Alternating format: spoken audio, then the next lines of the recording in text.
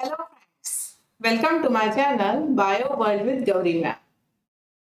Doctor Homi Bhabha बाल वैज्ञानिक competition standard 9। अब हम इसकी सेकेंड लेवल के लिए बिल्कुल तैयार हैं। हमारी एग्जाम परसों के दिन है और हमारे पास आज का और कल का 2 दिन बाकी है। आज वीडियो में हम देखने जा रहे हैं रिवीजन स्ट्रेटेजी क्या बनानी है, कौन से टॉपिक्स आपको इन 2 दिनों में रिवाइज करने हैं।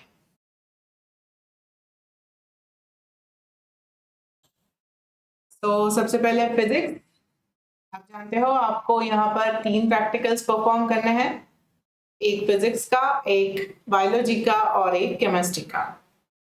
और each practical there are 10 marks 10 minutes, so in all 30 marks की एग्जाम है 30 मिनट्स के लिए। फिजिक्स में अभी आपको 2 दिनों में मोशंस, लॉ ऑफ मोशंस ये रिवाइज करने हैं। वर्क, पावर, एनर्जी ये कॉन्सेप्ट आपको क्लियर होनी चाहिए। इसके जो रिलेटेड फॉर्मूला है वो आपको आने चाहिए। फोर्स, प्रेशर, इस टॉपिक को आपको रिवाइज करना है। फोर्स और प्रेशर में क्या डिफरेंस है, उससे क्या इफेक्ट्स आते हैं, ये आपको पता होना चाहिए। इसके बाद देखो आर्किमिडीज प्रिंसिपल, जिसमें बायोंट फोर्स क्या है, उसका इफेक्ट किस तरीके से होता है। ठीक है, अगर मास, वॉल्यूम, डेंसिटी इस पर कुछ प्रैक्टिकल बनता है तो वो आपको सॉल्व करते आना चाहिए, उसके फॉर्मूला आपको आने चाहिए। इसके अलावा देखो ऑप्टिक्स, साउंड, इन टॉपिक पर क्वेश्चन बन सकते हैं, तो इसके लिए इन टॉपिक को रिवाइज करना है। हीट, इलेक्ट्रिसिटी, हीट, टेम्परेचर, उसके जो फॉर्मूला है, convergence from Celsius to Fahrenheit, from Fahrenheit to Kelvin, है ना।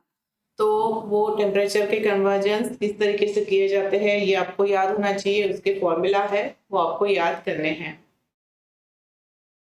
इलेक्ट्रिसिटी, इलेक्ट्रिसिटी में डिफरेंट तरीके से लिखा जाता है, जो भी सिंबल्स होते हैं वो एक बार देख लेना। अगर वहां पर सर्किट ड्रॉ किया हुआ है तो उस सर्किट में कौन कौन से सिंबल क्या क्या इंडिकेट कर रहे हैं ये आपको आना चाहिए। तो इस तरीके से इलेक्ट्रिसिटी, उसमें जो फॉर्मूला है, फॉर्मूला के लिए मैं वीडियो बना रही हूँ, डोंट वरी, हम लोग फॉर्मूलाज रिवाइज कर लेंगे। तो आप भी आपकी तरफ से देख लेना इलेक्ट्रिसिटी में कौन कौन से फॉर्मूला आते हैं, उसके सिंबल्स आपको रिवाइज करने हैं। कंडक्शन, कन्वेक्शन, रेडिएशन, ये एग्जैक्टली कंसेप्ट क्या है, इसमें किस तरीके से हीट ट्रांसफर होता है, ये आपको देखना है और इनका एग्जैक्टली डिफरेंशिएशन पता होना चाहिए। आपके प्रैक्टिकल में कुछ पार्ट होता है प्रैक्टिकल करने का, और उसके साथ 4 to 5 questions are there which are based on the theory. तो इसलिए वो जो क्वेश्चंस आएंगे उसको सॉल्व करते आना चाहिए, इसलिए आपको थ्योरी की भी एक बार रिवीजन करनी है। ठीक है, तो देखो केमिस्ट्री की बात करो तो केमिस्ट्री में आपको स्टेट्स ऑफ मैटर, इसके अलावा composition of substances, reactions, metals की अलग अलग तरीके की रिएक्शंस, नॉन मेटल्स की reactions, acid base chemistry, acid base का टाइट्रेशन, उसके एसिड बेस इंडिकेटर्स, कौन से इंडिकेटर से कौन सा कलर दिखता है, then we say it is acid, pH test क्या है, लिटमस टेस्ट क्या है, ये सारी चीजें एक बार रिवाइज करनी है। टाइट्रेशन मतलब क्या, स्ट्रॉन्ग एसिड कौन सा है, weak acid, strong bases, weak bases, routine life में हम कौन कौन से एसिड यूज करते हैं, सिमिलरली कौन कौन से बेसिस यूज होते हैं रूटीन लाइफ में, उसके बारे में जान के रखो, क्योंकि जैसे मैंने अभी बताया वो जो बाद में जो क्वेश्चंस आते हैं उसमें इस तरीके के क्वेश्चंस पूछे जा सकते हैं। गैस प्रिपरेशन, गैस प्रिपरेशन में हाइड्रोजन गैस कौन से रिएक्शन से लिबरेट होता है, कार्बन डाइऑक्साइड लिबरेट होता है, देखो सिट्रिक एसिड और सोडियम बाइकार्बोनेट की रिएक्शन से।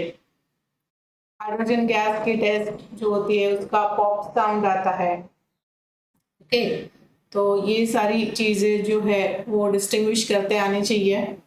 इलेक्ट्रोलाइसिस ऑफ वाटर कैसे किया जाता है, उसमें हाइड्रोजन गैस कौन से टेस्ट ट्यूब में आएगा, ऑक्सीजन गैस कौन से टेस्ट ट्यूब में आएगा, ये हम किस तरीके से आइडेंटिफाई करेंगे जस्ट देख कर, है ना। बाद में टेस्ट तो कर लेंगे, अगर जस्ट हमें उसका टेस्ट ट्यूब देखने के बाद ही हमें पता चलता है किसमें ऑक्सीजन आया और किसमें हाइड्रोजन बन रहा है।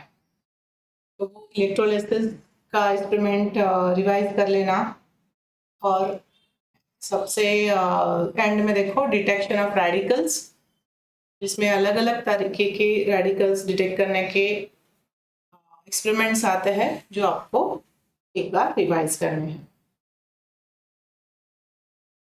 इसके बाद बायोलॉजी में classification of plants, classification of animals, जो आपको काफी डिफिकल्ट जाता है मुझे पता है। इसे इवोल्यूशनरी सीक्वेंस के हिसाब से याद रखोगे तो काफी आसान हो जाती है ये बात।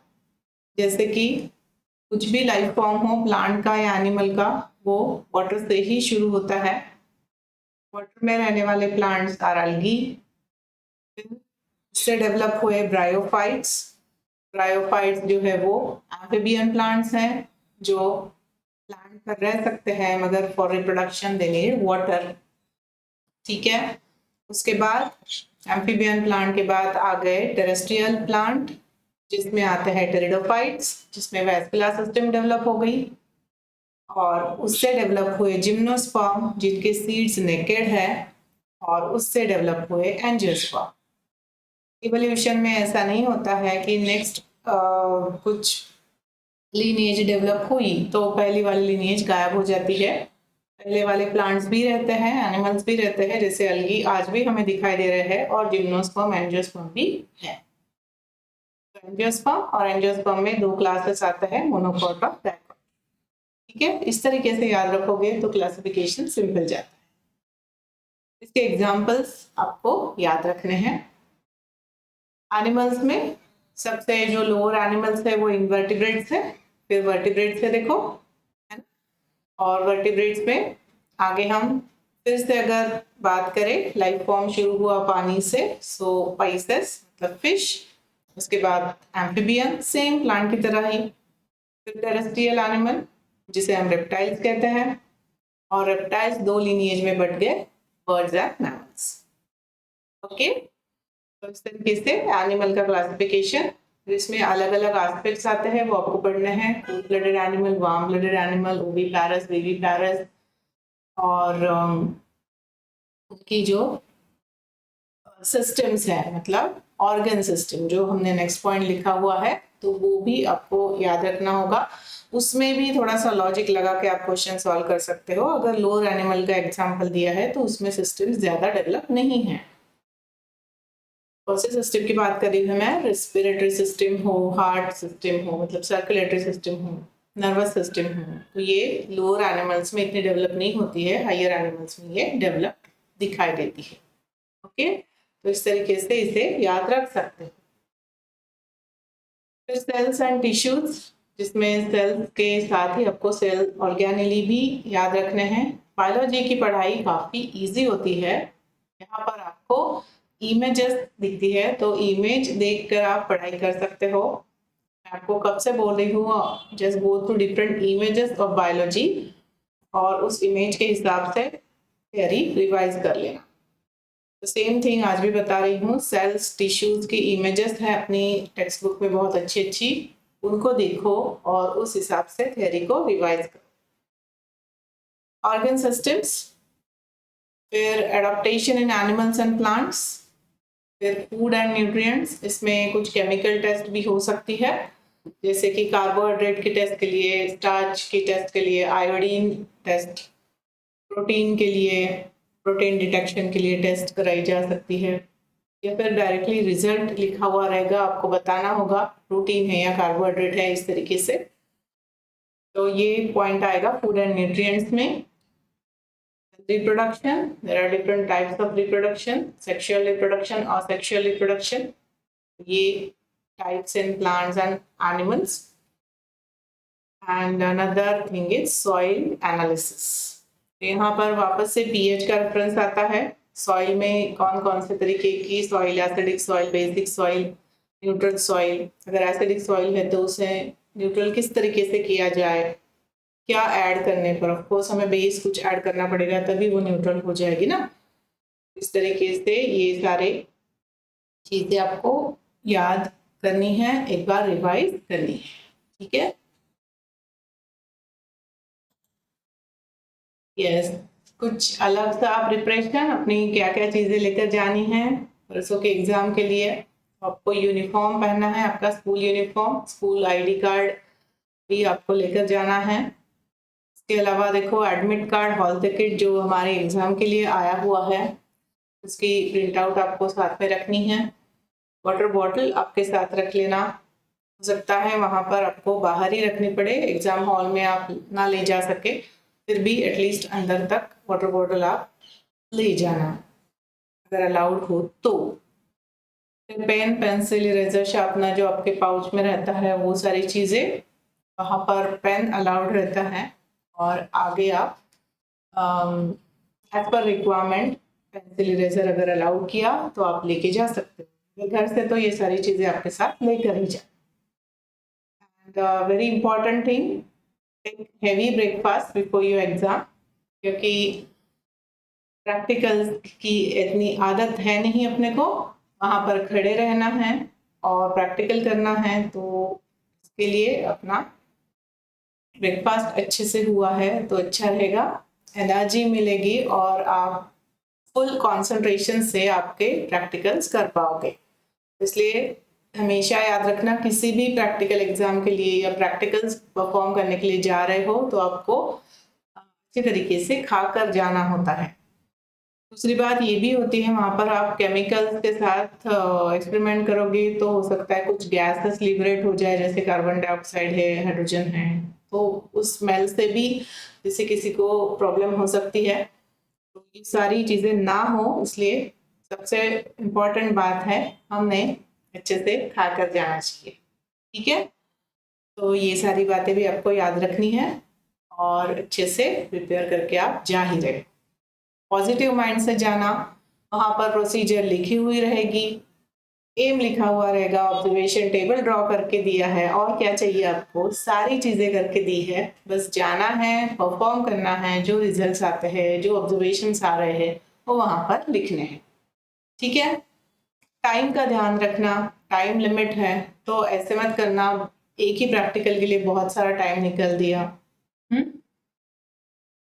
जिस 10 मिनट के लिए जिस टेबल पर खड़े हो, फिजिक्स का प्रैक्टिकल अगर चल रहा है 10 मिनट में, तो उसी प्रैक्टिकल को वही के वही कंप्लीट कर लेना। इसे मत देखना कि मैं आगे जाके इसके ऑब्जर्वेशन लिख लूंगा, नहीं, वैसे नहीं। याद रखने की कोशिश वहां मत करना, जो भी कलर आया लिख दिया, जो ऑब्जर्वेशन आया, रीडिंग्स आए वो लिख दिए, ठीक है। तो इससे क्या होगा, वो चीज़ कंप्लीट होते जाएगी और आप नेक्स्ट टेबल पर आराम से फ्रेश माइंड में जा सकते हो, फिर वहां जाके वहां का सेटअप, वहां का जो भी प्रैक्टिकल है आपका वो देख सकते हो। प्रैक्टिकल्स 1 2 3 रोटेशन में रखे हुए रहते हैं, ज़रूरी नहीं है हर बच्चे को सबसे पहले फिजिक्स का, फिर केमिस्ट्री का और बायोलॉजी का इसी सीक्वेंस में मिले। हो सकता है आप अंदर जाओगे तो आपके रोल नंबर के हिसाब से, मतलब आपके हॉल टिकट नंबर के हिसाब से आपको सबसे पहले बायोलॉजी का प्रैक्टिकल मिल जाए, कोई बात नहीं, उसे आप परफॉर्म कर लेना, या ज़रा ध्यान रखना कि क्वेश्चन नंबर ठीक से डाला है ना। और फिर अगले 10 मिनट के बाद आप आने ही वाले हो फिजिक्स के ऊपर, उसके बाद केमिस्ट्री के ऊपर, तो कुछ छूटने वाला तो है नहीं।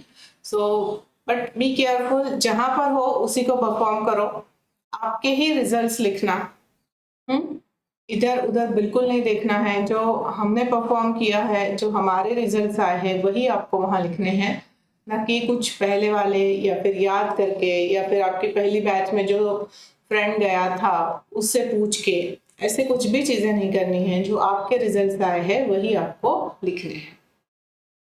सेकेंडली, आपका प्रैक्टिकल होने के बाद आप मुझसे पेपर शेयर कर सकते हो, आप कमेंट सेक्शन के थ्रू या व्हाट्सएप नंबर भी शेयर किया हुआ है, उसके थ्रू मुझे कौन से क्वेश्चंस आए थे ये आप मुझे बताओ, हम लोग पेपर डिस्कशन भी करेंगे, ठीक है।